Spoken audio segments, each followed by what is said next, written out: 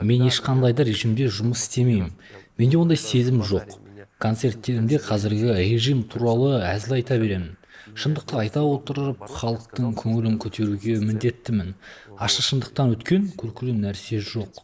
Владимир Владимировичтің алдында немесе Кремльде өнер көрсеткенімде менен ешкім алдын ала тегіс сұратқан емес.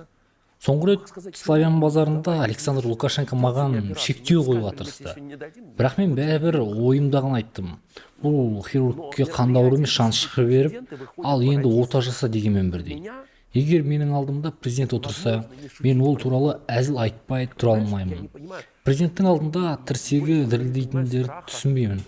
Мәселен, Нұрлан Сабуров деген пародист бар. Ол мен әлі де Назарбаевқа пародия жасаудан қорқамын дейді.